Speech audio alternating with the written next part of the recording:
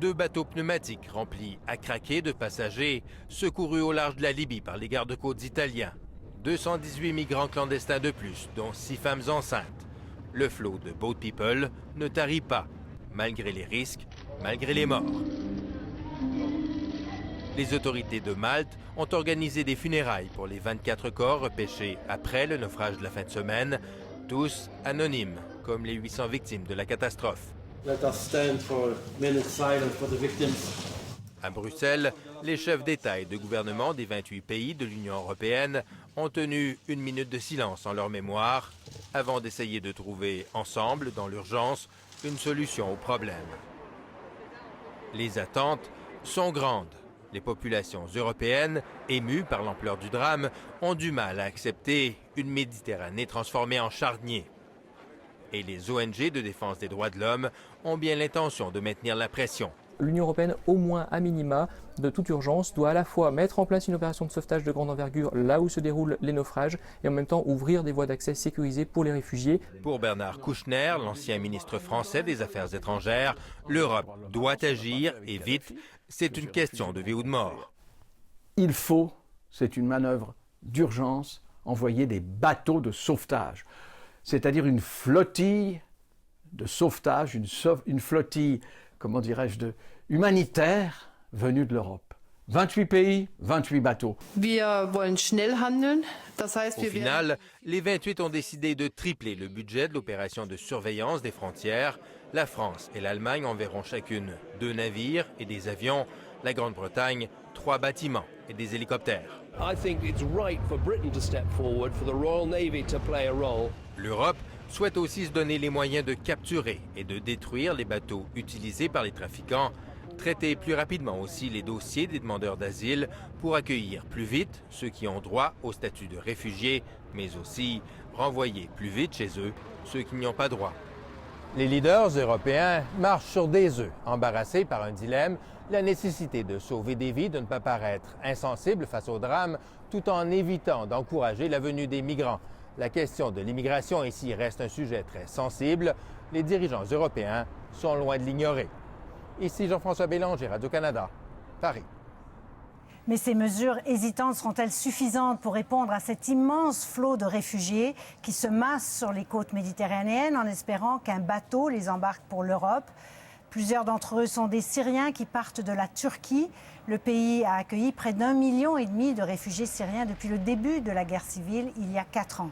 Je joins notre correspondante Marie-Ève Bédard qui est à Mersin, donc dans le sud de la Turquie. Marie-Ève, vous vous trouvez à peu près à 300 km des frontières syriennes, donc c'est un point de convergence pour les migrants. Dites-nous un peu qui ils sont. Ce sont des Syriens qui ont fui la guerre qui fait rage en Syrie depuis un peu plus de 4 ans maintenant et qui continuent d'arriver, Céline. Les gens qui se regroupent ici à Mersin le font surtout justement à cause de cette proximité à la mer. Ils sont en attente d'un passage vers l'Europe, espèrent-ils. Ils ont fui les villes d'Alep d'abord, mais maintenant de plus en plus Idlib. Au fur et à mesure que le conflit se déplace, les fronts chauds en Syrie, ils quittent. Plusieurs des gens qui en ont parlé aujourd'hui viennent du camp palestinien de Yarmouk, qui est en banlieue de Damas, un camp qui a été pris d'assaut par le groupe armé État islamique il y a quelques semaines maintenant. Alors, c'est des gens qui n'ont plus nulle part où aller chez eux en Syrie, viennent ici en Turquie où on les accueille de façon assez généreuse, mais quand même n'ont pas envie de faire leur vie ici. Tout ce dont ils rêvent, c'est de pouvoir rebâtir une vie en sécurité en Europe. Alors, on comprend qu'ils se retrouvent aux mains de passeurs. Vous avez pu parler à des gens aujourd'hui. Comment est-ce que ça fonctionne? Qu'est-ce qu'ils doivent affronter pour pouvoir partir? D'abord, des coûts exorbitants pour des gens qui ont tout laissé derrière, des milliers et des milliers de dollars. Ça varie selon certains groupes de passeurs. Plusieurs des groupes qui opèrent ici à Mersin sont syriens. Ce sont des Syriens qui servent d'intermédiaires. Ce sont des Syriens aussi qui servent de passeurs, qui organisent les bateaux, qui sont au large dans les eaux internationales. On ne les voit pas du bord, mais on peut acheminer les gens comme ça, qui ont payé leur passage pour ces bateaux à partir des plus petits ports ici à Mersin. Alors, ils ont payé 6 000 $.